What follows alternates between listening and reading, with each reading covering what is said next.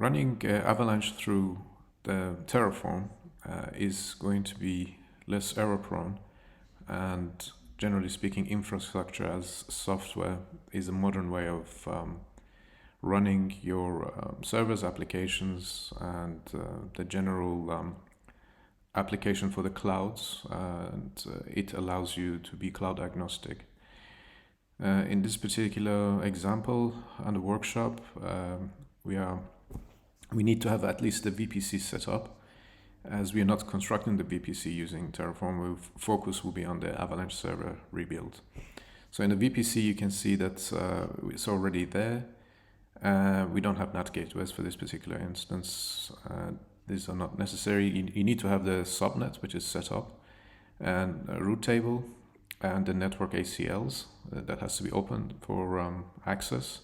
And the security groups are relevant to Avalanche because you need to have a specific Avalanche security groups. And the inbound rules are basically into IP6 and IP4 versions, and you would need to have a SSH access as well. So we are restricting the 9651 and 9650 in both cases.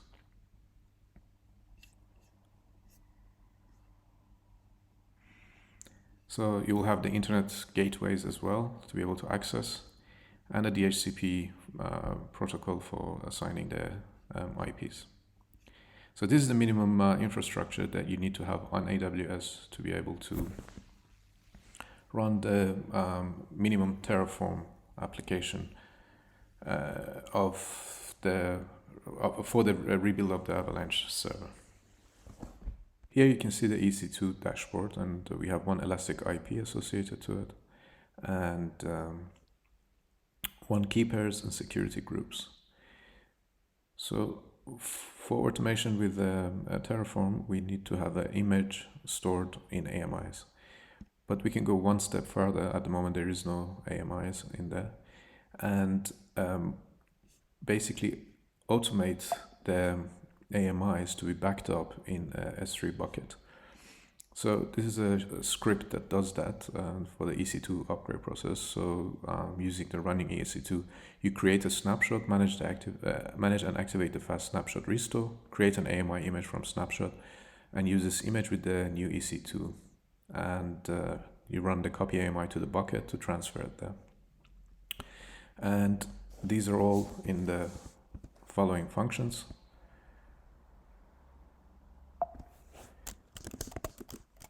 Which eventually look like that. So you can copy the AMI to bucket, or show AMI transfer progress, or restore AMI.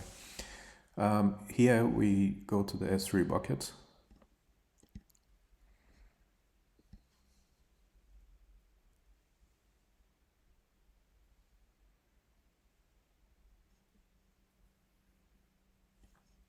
Okay, you can see this is the bucket associated with that AMI, AVAX AMI, and the AMI is sitting here.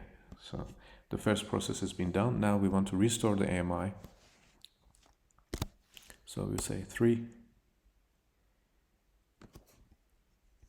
And this is the AMI we would like to restore. And this is done with the AWS ACLs.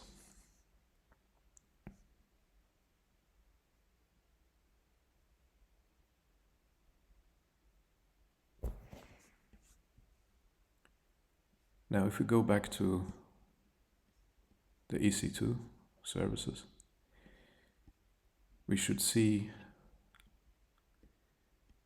that volume it is going to be created from this AMI. But at the moment, the status is pending, so we have to wait until this is put back through the AMI by this script. We are waiting for the image to be transferred. We're going to have a look at the Terraform configuration here. So we have two different configuration. One is the Terraform Avalanche. The other one is Terraform Cloud Avalanche. This one is basically controlled with the Git, But if you want to have a centralized server that you can update the code, you can put it on Terraform Cloud, and that looks like this. So if you go to the workspaces, you can see the Avalanche is here, and you can see the last triggered was destroy via CLI. So when we look at the Avalanche section, you can see that's the Terraform provider is there, and the log HCL is there, and the main TF and the outputs. So on the main TF, we're basically creating the provider, and then we go to the provider AWS. We have to give it the region and the AMI that we have just chosen to reload. For the instance type, we're just going to use a small test instance type because I don't need to have big server for the test. Unless I'm really validating, then it's as simple as changing the instance type to a more powerful one. And we already have the subnet ID, and the tags can be picked up from the variables. So in the outputs, we are going to get the instance ID, for a public IP, and the instance ID. And we can build on the variables in the section variables as well. So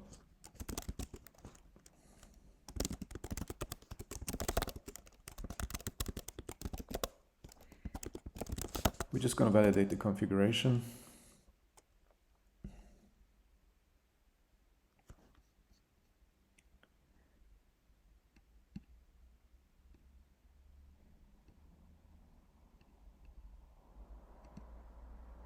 Need to activate the bash terminal, because with the Z shell we don't have all the original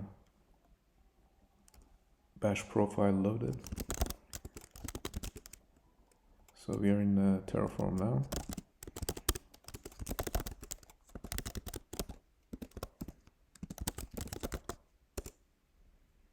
So you can see it's been validated success. So all the configuration is right. Now we're going to plan it.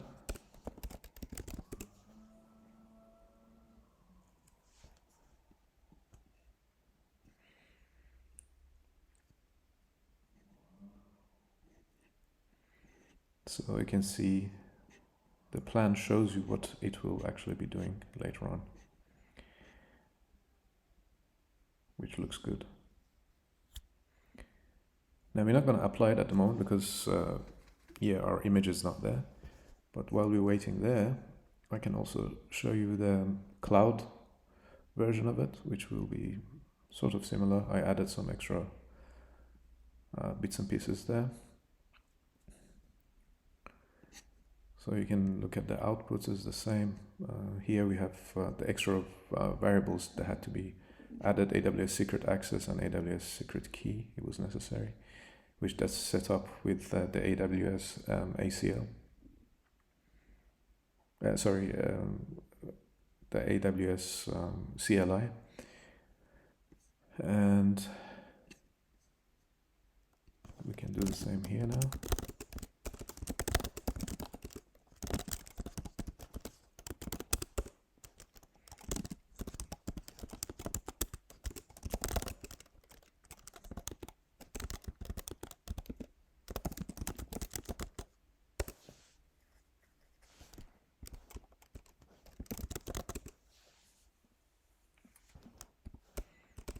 And when we run the plan, it might take longer because it will communicate with the cloud.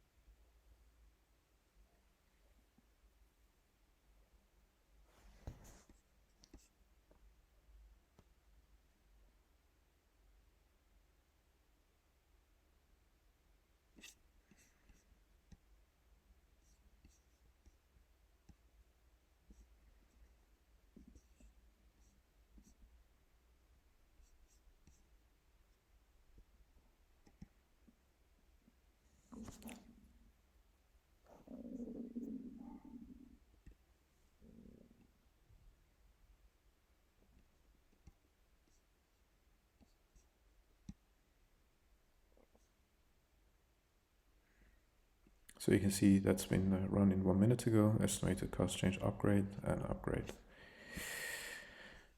And this here is also finished, and the changes to outputs, instance ID and instance public IP, which will be known after apply. Now we're going to check if our image is ready.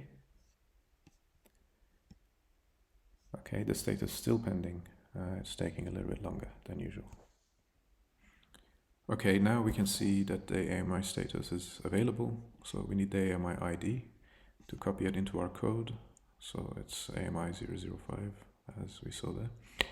Now we can basically apply that. So I'm going to use the cloud repository version, which is more practical to use amongst the team. We are not going to run the plan anymore because we know it's actually we're going to run the plan again to make sure there are no errors, and the cloud will be also updated.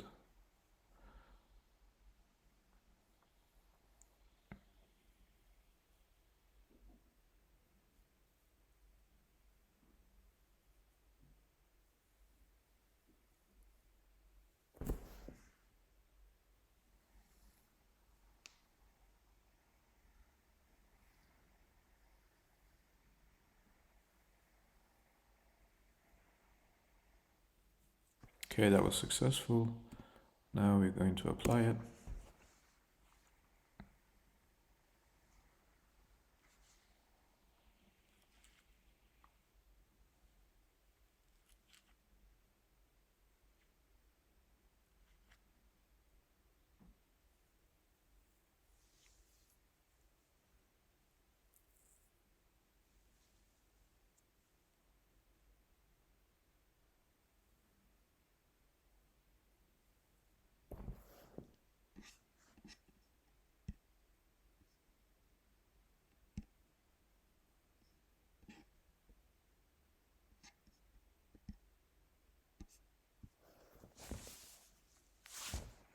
Okay, we'll have this confirmation that can be taken out, but it's good to have it there. So you have one more step of confirmation before running it on AWS server.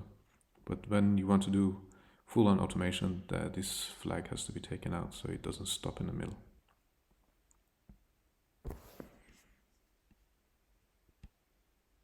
Yeah, you can see that the validator is already created. And it's in a pending state.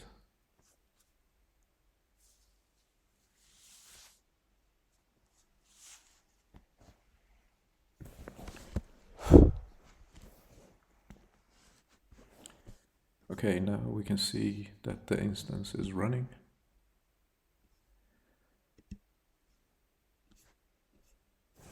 So we are going to connect to the instance. I've created this script for ease of use.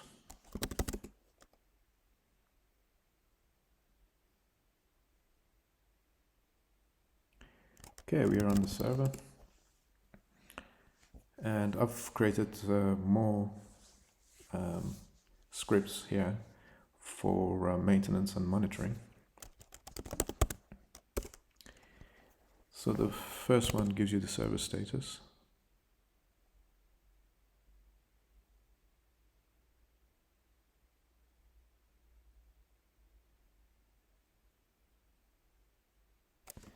As you can see, it has a problem because the version must be old. So what we're going to do now, we check the current software version, which is very old, yeah, because this is from the AMI. So we see what the latest version is, which is 1.91. So we exit.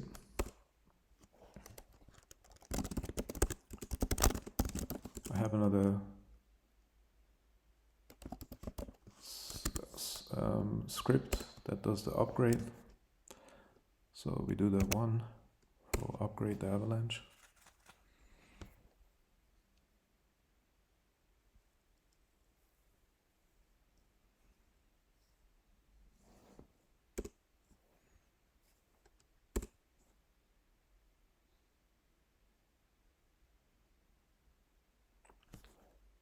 before we do that,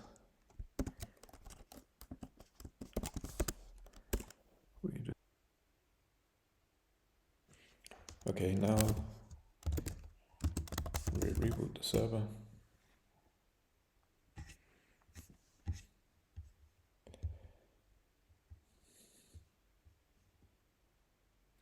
Okay, now we log back into the server.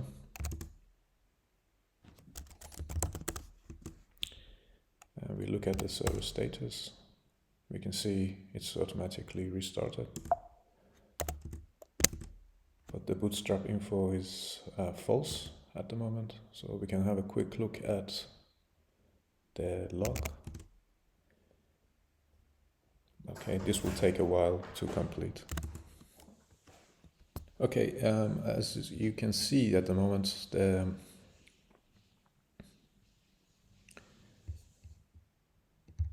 EC2 that we are using is too weak for the process. So what I'm going to do now, I'm also going to show you the process of destroy.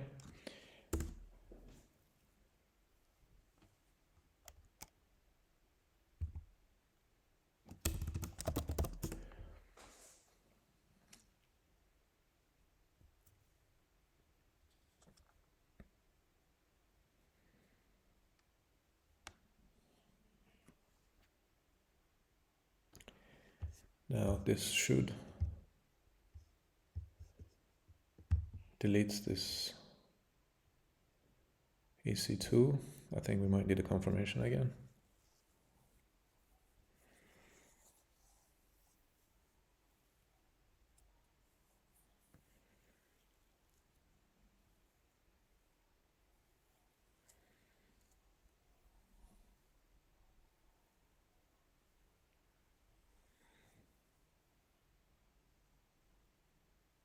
Yeah.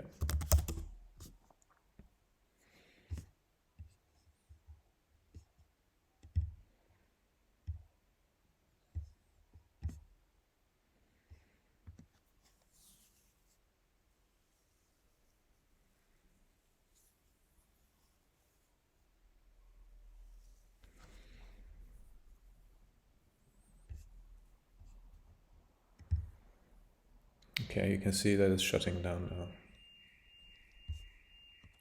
Okay, the previous server is destroyed. Now I'm going to show you how easy it is to just simply bring up a different server. And this time we are going to choose C5 extra large. Although Avalanche itself prefers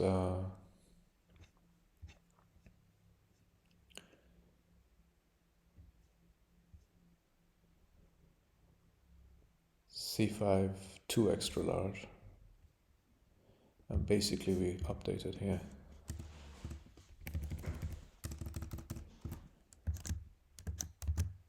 So we have C5 4 extra large.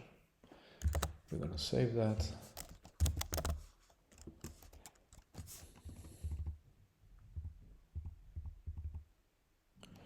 So we're going to run the plan again.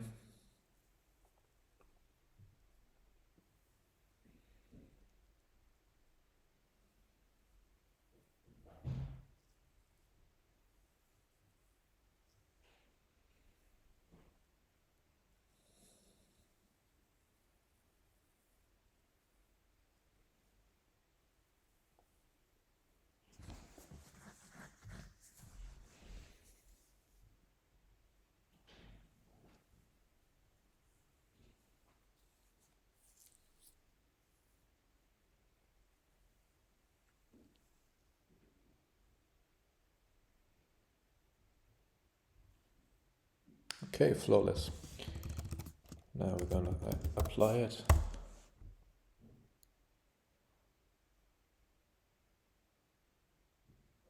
This time we wait for the prompt to say yes.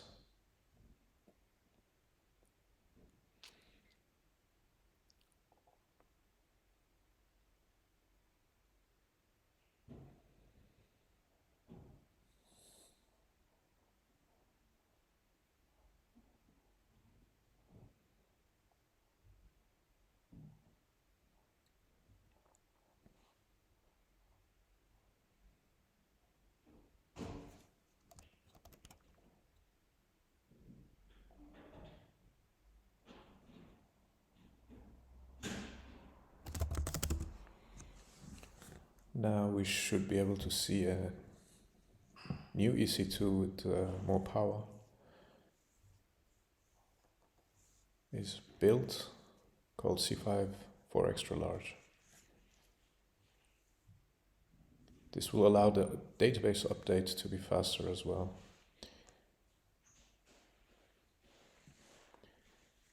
Okay, now if we go to the EC2 dashboard, we can see it's running, and it is a C5 for extra large. And when you look at the EBS, you can also see it's a GP3, so it's optimized. So this will help us to reconstruct the database a lot faster. Now we're trying to log in to the system. Okay, now that we have the faster EC2,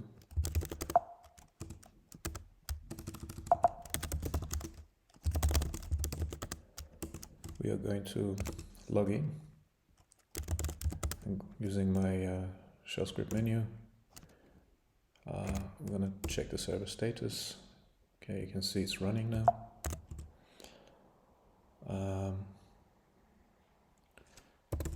Current version is 1.91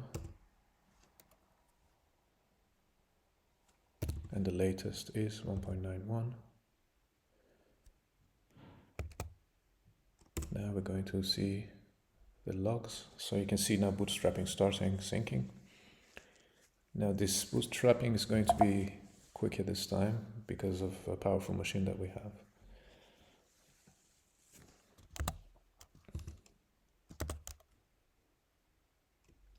So we wait for that, and then I'll show how to create an image and put it back to S3 bucket with our updated operating system and updated Avalanche system for future use.